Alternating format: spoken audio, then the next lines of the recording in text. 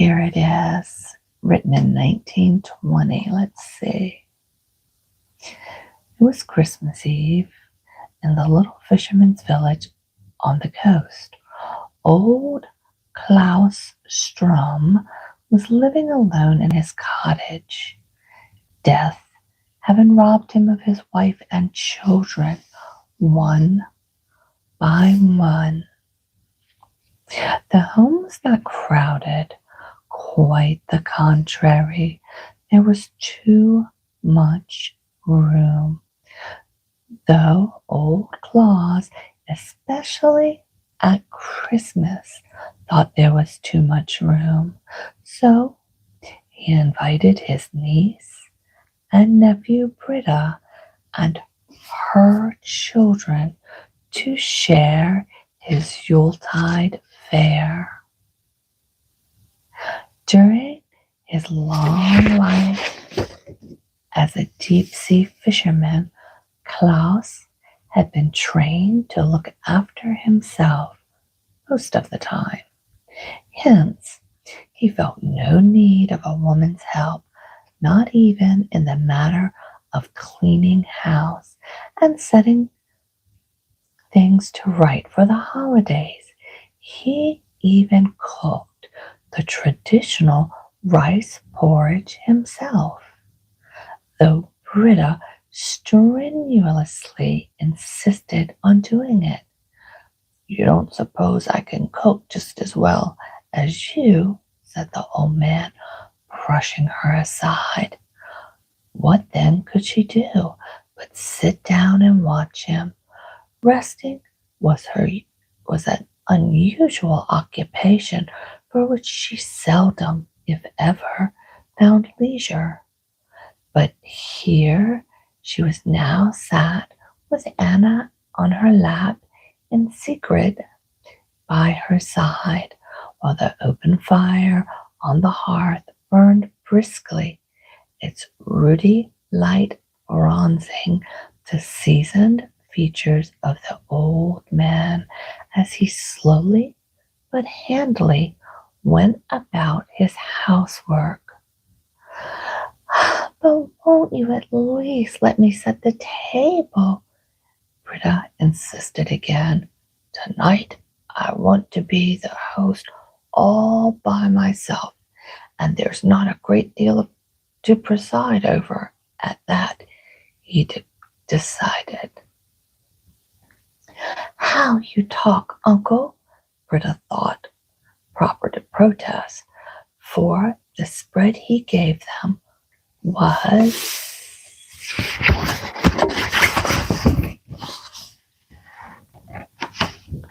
night-night, much better than the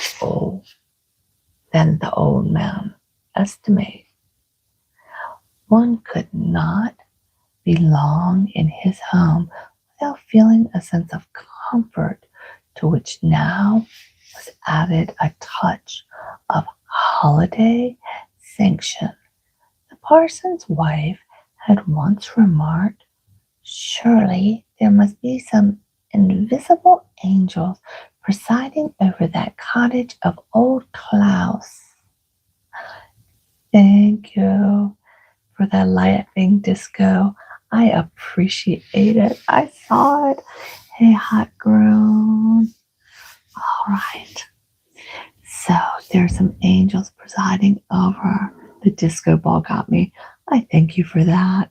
Surely there must be some invisible angels presiding over. And Britta now agreed. She was right.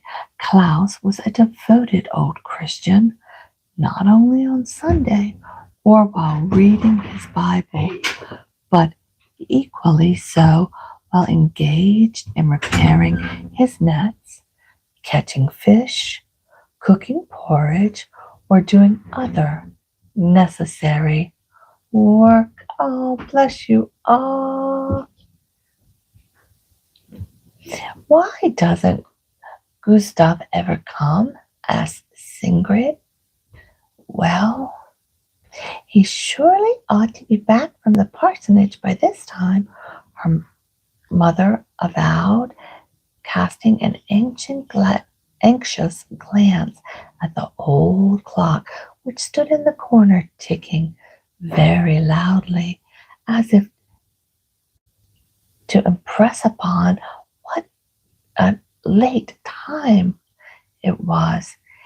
He has hardly had time to do that errand yet, and before he has done what he is told, no real boy will quit and go home. Oh, the old man moralized. The words were scarcely out of his mouth when there was violent stampeding of feet on the flagstone landing outside of the door, and the door, good, Victoria, that's what it's for. And the door was thrown open. A husky boy of about 14 entered. This was Gustav, Britta's youngest son, and the only one of her boys now at home.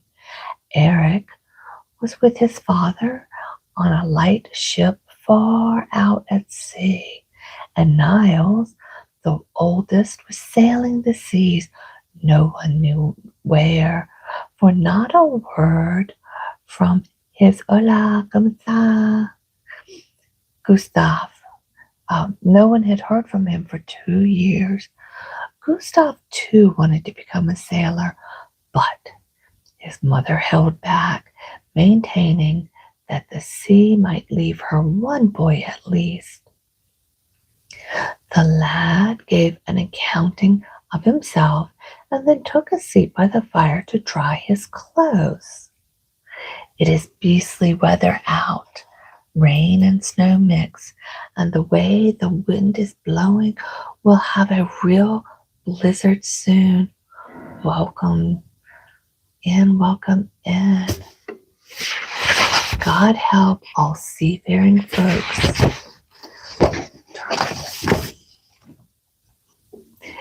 There's no Utah cheer for them, Britta sighed devoutly.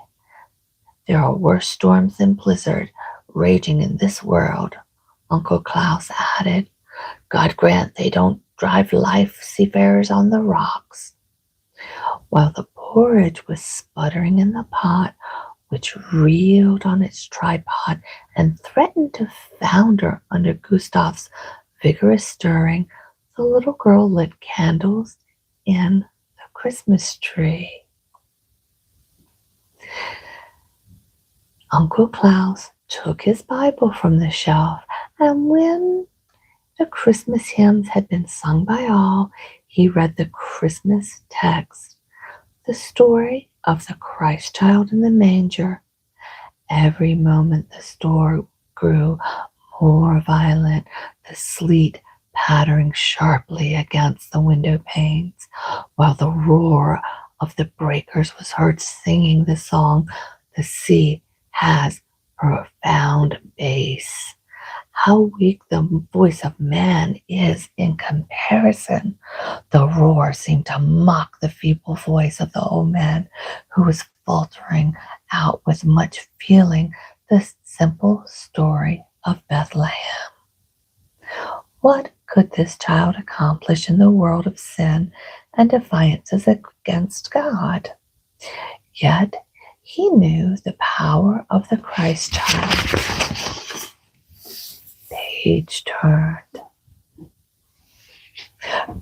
From personal experience, and his old eyes brightened at the thought. Not only the elements must obey when Christ commands, "Peace, be still," even the raging waves of sin and stormy defiance of human heart must subside at his word, knowing, where are we? His word, knowing this, old Cloudstone had in his heart that peace and fortitude which none of the many inner and outer storms that ravaged his life had been able to disturb. Of course. Go ahead. Put it right there in a Cash App. I would be very happy with the $50 Cash App. Feel free. Shout out to the Muddy City 65. Yep. 67, 64. All right, keep counting. So his home, too, was full of peace, even on this stormy Christmas Eve. And so comfortable and content with the children and their mother that it was hard for them to leave for their own home. When they had finished the ample meal prepared for the festive evening, and the candles in the Christmas tree were long since burned out, they sat around the hearth listening to Uncle Klaus telling some of the adventures of his life at sea. However simple his narrative, his words were gripping. His hearsayers and held their attention as strong as a vice.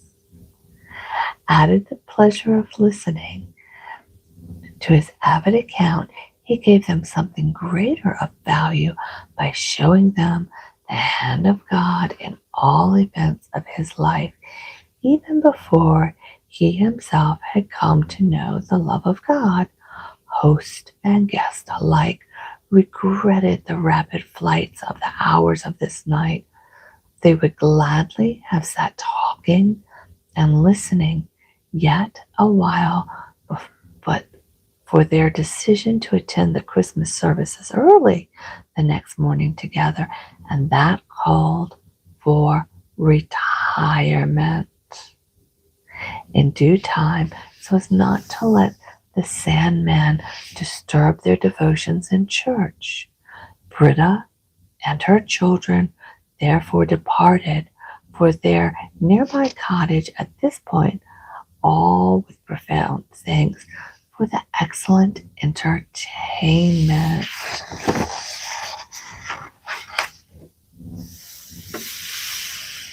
All right, Kimberly, thank you for giving me $987.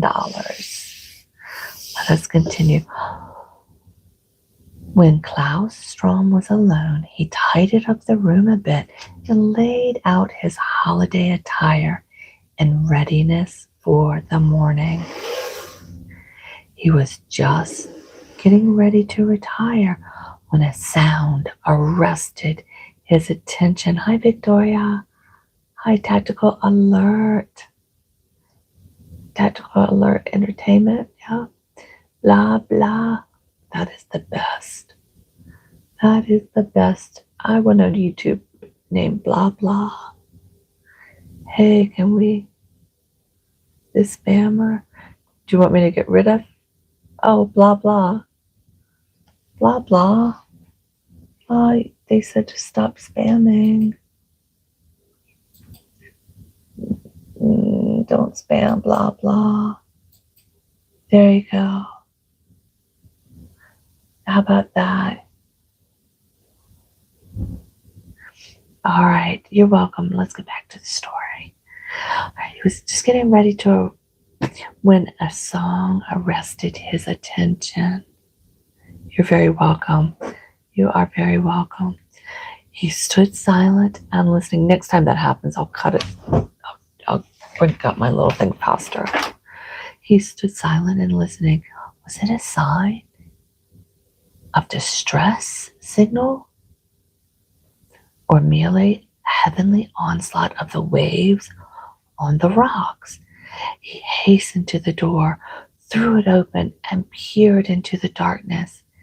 It must have been a signal of distress, and not the first one, for far down on the pier there were already a consternation on every side. Lanterns were gleaming and swimming. Loud voices were heard, commanding and answering In less than 2 minutes, old Klaus was in his oilskins and making for the beach on a run. There he found the gathering almost the whole population of the village. Several signal guns had been heard, and from the direction hence the sound had come, the conclusion was that the vessel had grounded on shell banks. One lifeboat had gone to the rescue, and another was being manned and set out. "Who will go with me?" old Klaus demanded. "Welcome in, Bayjam McGovernor, Beach, and Victoria. Bye-bye." "Who will go with me?" "Okay, Klaus." No one answered. The bravest had already left in the first boat. "My boat is old like myself," said Klaus, "but we have weathered many a storm when the bigger crafts had foundered." He added by way of encouragement. A couple of young men seemed disposed to join him, but their folks kept them back. "If no one else will go, I will go alone," he said resolutely. They sought to dissuade him, but to no avail. The old sea dog proceeded to hoist his sail. "Hey, humbug, we're reading Christmas stories, and this is the story of a homecoming." "I'll go with you, Uncle Klaus," shouted a boyish voice through the whistling storm. "Thank you, my brave lad," he said, looking up suddenly. This was no time for many words. Preparations had to be made quickly. Every moment's delay might cost a human life. The old man and boy worked in desperate haste to rig the craft. Once in his old fishing smack, old Klaus was young again. The sea was his element, and he and the storm were old friends from way back. "Gustav, Gustav, where are you?" A woman's voice called out anxiously in the crowd. Gustav pretended not to hear her, but Uncle Klaus answered in his steady. And the next moment the boy's mother stood beside the boat that was being launched. "You don't mean to start out, do you?" she inquired with misgivings. "Yes, I am going," said Klaus. "When God and duty bid me brave the storm, I am safer there than in the calmest harbor." "But Gustav must stay with me," demanded Britta, throwing both arms around her boy. He attempted to free himself, but the old man gave him a quick, speaking look. "Without your mother's blessing, you cannot go with me," he said. "Mother, please let me go." "How could I?" moaned the mother. Now the boat was ready.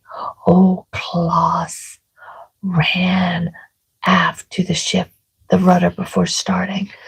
To manage a skiff alone in such a storm looked impossible, to say nothing of the chance to save lives. But the old fisherman felt God's call and did not hesitate. Mother Britta fought a short but decisive battle within her heart.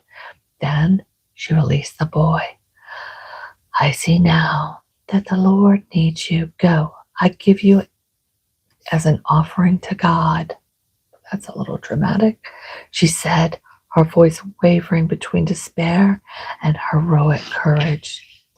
The boy gave a hasty look at his mother, implying a silent prayer for forgiveness for not replying when she called him, and for resenting her efforts at holding him back. "Thank you, Destiny, thank you." Time was too short for words. In the nick of time, he sprang into the boat. "Oh, my boy, give your heart to God, and may you grow to a man in this storm," said, that was Uncle Klaus. And just as they disappeared in the darkness, he shouted back this word of comfort for the mother. Be of good cheer, and one you gave to God is safe. With deft hands, an experienced old sailor managed his craft in the choppy sea. Through the pitch blackness, he had to steer haphazard, guided only by his seaman's instinct. The winds jammed the taut sail to a breaking point, and the old smack shook and shivered while working its way through the whistling, hissing whitecaps.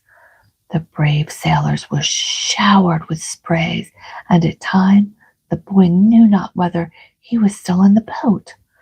Presently, an enormous wall of water threatened to fall upon the little craft and bury it.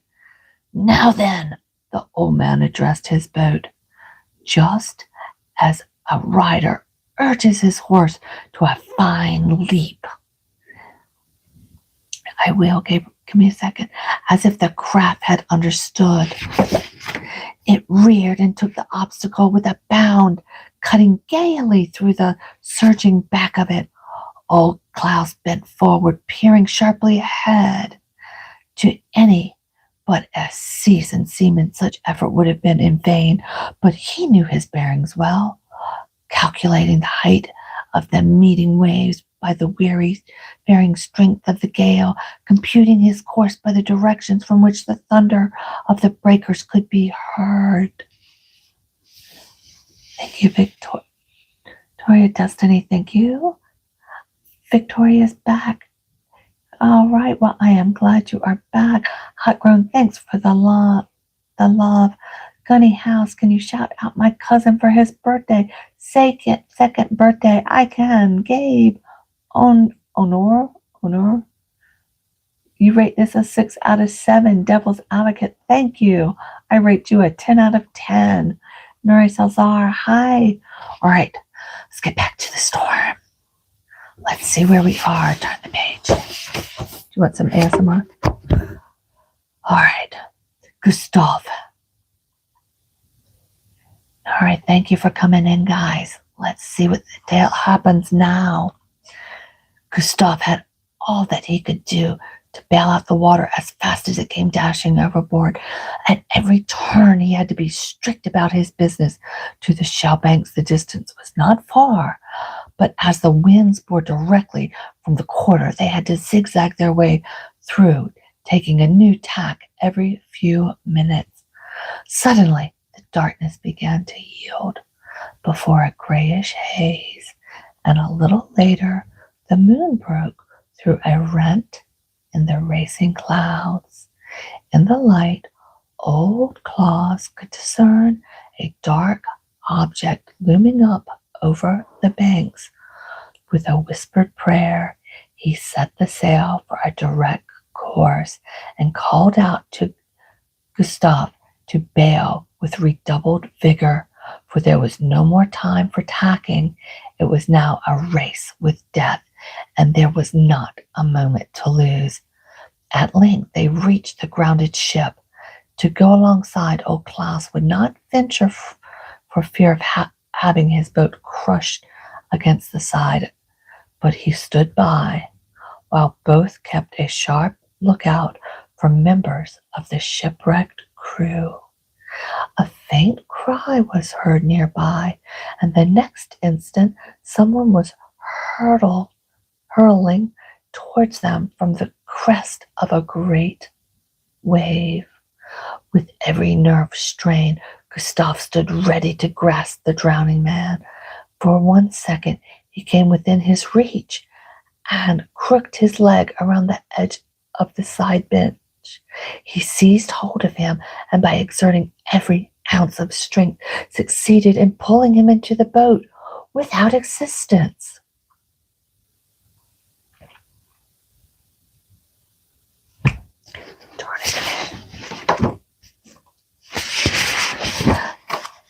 Many ancient and anxious hours Britta spent on the beach waiting with many others, the returners of the lifesavers. The first 2 boats returned with goodly cargo, 8 men rescued from the sea, but there were more still on the wreck, so they set out again. On their second return, thank you, Goku, for the jewels. I appreciate it. Goku said hi. Debris said hi. All right, we're going back. We're in the middle of a shipwreck at Christmas. On their second return, they brought no more victims of the disaster, only the news that that the derelict had slid off the rocks and sunk, and there were no living beings in sight and no calls for help to be heard. Thank you, Shabri. Welcome. Didn't you see my boy and Uncle Klaus? Asked Mother Britta eagerly. No, not a trace of them. But that isn't saying they aren't safe, added one of the fishermen's wives consolingly. The seas are so high, we might easily have passed them at close range without seeing them. The rescued members of the crew were brought up to the cottages for further care, while the rescuers each sought his own home in bed to get a few hours of needed rest. A small group. Thank you, Nikki, my dear sister, for being here. A small group still remained on the pier, watching for any of the shipwrecked crew that might be drifting about. Britta kept wringing her hands in the agony of suspense, and a couple of young men were moved by her despair to start out a search when another glint of moonlight shone the missing boat laboring in the breaker. There she is! Shouted several voices at the same time. In the darkness, the smack had got to land without being seen from the shore. Mother, we have saved 3, and you can't guess who the third is, Gustav called out as soon as they got within hailing distance. Hey, Debris, many wailing hands helped to rush the victims to shelter as the old man and boy moored the boat and further directed the rescue work. The eyes of Mother Britta were fixed on a pale young man who was first lifted ashore. It was Niles, her oldest son. If you're just coming in, she hadn't seen her oldest son in 2 years. They placed him on the ground for a moment and administered a reviving draught while Gustav rubbed his hands and arms. The head of the lost son, meanwhile, rested in his mother's lap. Her face was as pale as his. Was this a reality or all a dream? She could hardly believe her own eyes as they rested on the loved one just now snatched from the jaws of death. But would he live? She asked herself. He had been taken from a watery grave only to be lain on an earthen one. At that moment, Niles opened his eyes and met her anxious look. Mother, he whispered faintly as her heart leapt with joy and she saw her Niles returning to life. Britta, have you any regrets now? Asked old Uncle Klaus tenderly. You just gave one son to the Lord, and he's given you back 2. You see, that's his way, he commented. Britta was unable to reply. The moment seemed too sacred for words.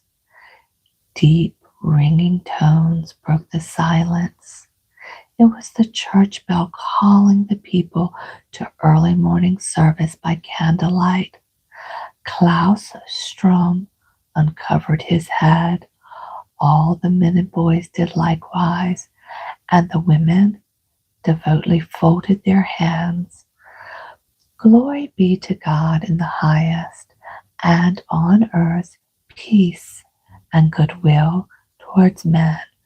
the old man repeated when the bell ceased ringing, and never had he praised the Lord from so full a heart. From their hearts, too, came the amen of the bystanders. So a solemn Christmas service no one of them had ever known before. Now to Saturday, you'll have to tune back in for Niles' adventure. Hold on, I got a pup at my feet. Come here, pup. And we will finish our Christmas story. Actually, we'll finish it tomorrow. But hey, Stacy, welcome on in. Be sure you turn your notifications on. Tomorrow is Friday, and I have some place to be tomorrow night. So I'm probably going to do an early reading about 6 o'clock. Does that sound good? Is it a date? 6 o'clock? Thank you all for the lovely jewels you've sent me. Thank you for being here, keeping my chat going. Sure do appreciate. Oh, I'm